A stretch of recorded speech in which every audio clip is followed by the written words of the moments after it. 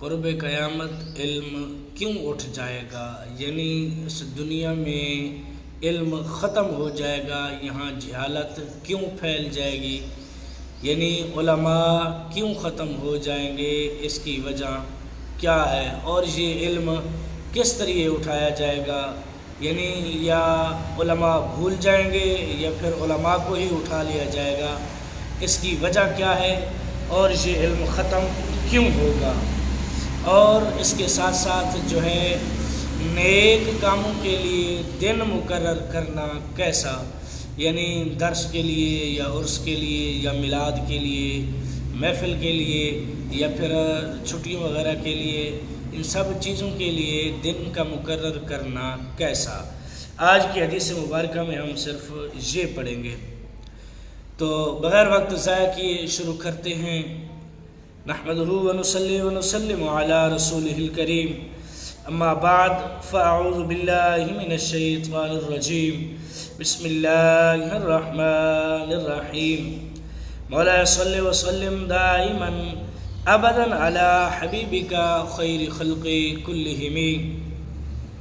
حضرت عبداللہ ابن عمر رضی اللہ تعالی عنہما سے مروی ہے، فرماتے ہیں کہ حضور علیہ السلام نے فرمایا کہ اللہ علم کھینچ کر نہ اٹھائے گا کہ بندوں سے کھینچ لے، بلکہ علماء کی وفات سے علم اٹھائے گا، حتیٰ کہ جب کوئی عالم نہ رہے گا لوگ جاہلوں کو پیشوا بنا لیں گے، جن سے مسائل پوچھیں گے، وہ بغیر علم فتوے دیں گے، گمراہ ہوں گے اور لوگوں کو گمراہ کریں گے۔ یعنی حضور علیہ السلام نے فرمایا کہ قرب قیامت اللہ تبارک و تعالی علم اٹھا لے گا، ایسے نہیں کہ بندوں کو علماء کو جو ہے جو پڑھا ہوگا وہ بھول جائے گا، اس طرح نہیں، بلکہ خود علماء ہی اس دنیا سے اٹھ جائیں گے، اور پھر جب علماء اٹھ جائیں گے اس کے بعد جو ہے دنیا پر جہالت پھیل جائے گی اور عالم لوگ یہاں جو ہے وہ ختم ہو جائیں گے۔ اسی طرح اس کی تشریح میں یوں آتا ہے کہ یہ حدیث کا تتمہ ہے کہ جس میں فرمایا گیا کہ قریب قیامت علم اٹھ جائے گا، جہالت پھیل جائے گی، یعنی اس کے اٹھنے کا ذریعہ یہ نہ ہوگا کہ لوگ پڑھا ہوا بھول جائیں گے، بلکہ علماء وفات پاتے رہیں گے اور بعد میں دوسرے علماء پیدا نہ ہوں گے، جیسا کہ اب ہو رہا ہے۔ ایک خلقت انگریزی کے پیچھے پھر رہی ہے، دین رسول اللہ صلی اللہ علیہ وسلم یتیم ہو کر رہ گیا ہے، یعنی لوگ سکول کی تعلیم کے پیچھے تو بھاگ رہے ہیں لیکن علم دین کو جو ہے وہ لوگ بھول چکے ہیں، رسول اللہ کا علم، رسول اللہ کا دین جو ہے وہ یتیم ہو کر رہ گیا ہے۔ علم سے علم دین مراد ہے، پیشوا سے مراد قاضی، مفتی، امام اور شیخ ہیں جن کے ذمے دینی کام ہوتے ہیں۔ مقصد یہ ہے کہ دینی عہدے سنبھال لیں گے اور اپنی جہالت کا، یعنی یہ جو دینی عہدے ہیں یہ بے دین لوگ سنبھالیں گے اور اپنی جہالت کا اظہار بھی ناپسند کریں گے، مسئلہ پوچھنے پر یہ نہ کہیں گے کہ ہمیں خبر نہیں، بلکہ بغیر علم کے خود من گھڑت جو ہے جواب انہیں دیں گے۔ اس کا انجام جو ہے صاف ظاہر ہے کہ خود بھی وہ گمراہ ہیں اور دوسروں کو بھی وہ گمراہ کریں گے۔ یعنی قیامت کی نشانیوں میں سے ایک نشانی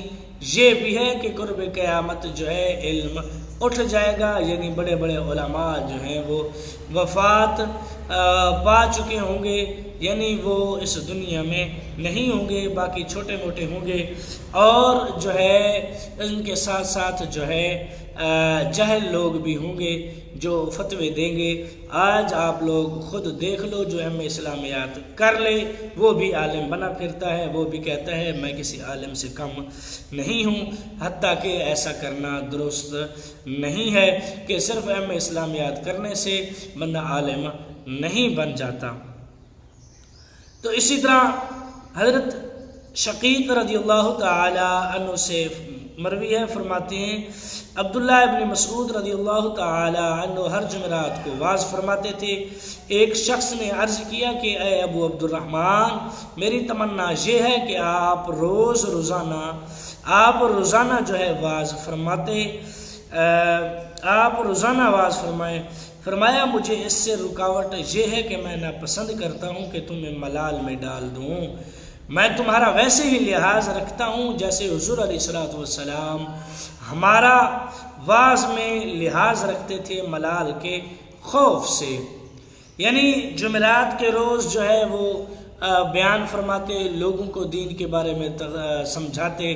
دین کے بارے میں ترغیب دیتے اور دینی باتیں دوسرے مسائل بھی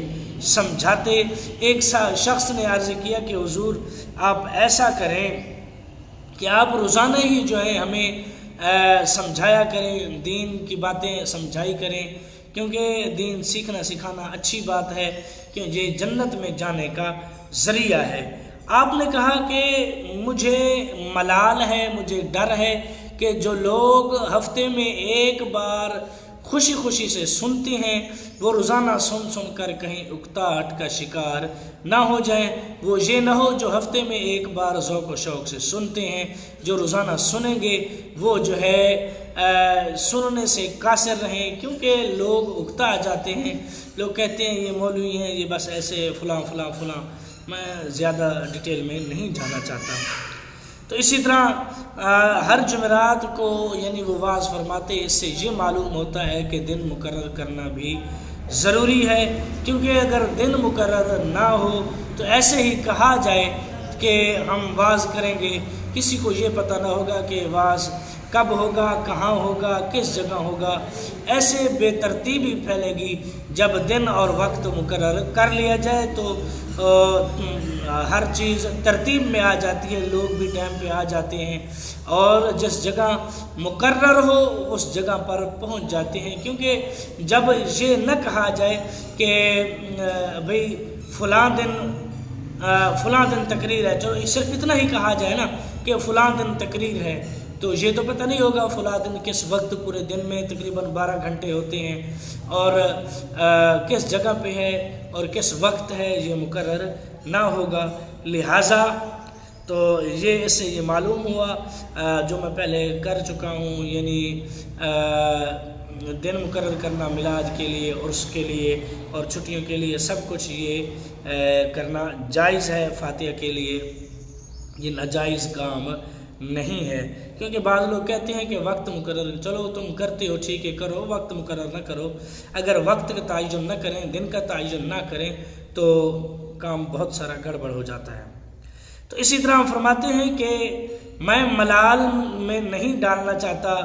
کہ میں تمہارا ویسے ہی لحاظ کرتا ہوں جیسے حضور علیہ الصلوۃ والسلام واعظ میں ہمارا لحاظ کرتے تھے، یعنی حضور علیہ الصلوۃ والسلام بھی ایسے ہی کرتے تھے جیسے میں کرتا ہوں یا جیسے میں کر رہا ہوں، یعنی حضور علیہ الصلوۃ والسلام واعظ فرماتے، اور ویسے تو حضور علیہ الصلوۃ والسلام کا واعظ سننے کے لیے صحابہ کرام ترس جاتے تھے کہ اگر حضور علیہ الصلوۃ والسلام روزانہ بھی واعظ کرتے تو صحابہ کرام تھکتے نہیں، بلکہ ان کا ذوق شوق مزید بڑھتا اور ذوق و شوق سے وہ سنتے۔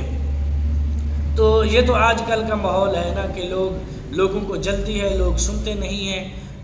ایسے ہی وہ جلدی میں رہتے ہیں، اکتا جاتے ہیں، تو لہٰذا اس سے بچنا چاہیے۔ تو آج کی حدیث کے لیے صرف اتنا ہی۔ جس کو میری ویڈیو اچھی لگی ہو میرے چینل کریں سبسکرائب، ویڈیو کو لائک اور شیئر ضرور کریں، دعاؤں میں یاد رکھنا۔ کل تک کے لیے اللہ حافظ۔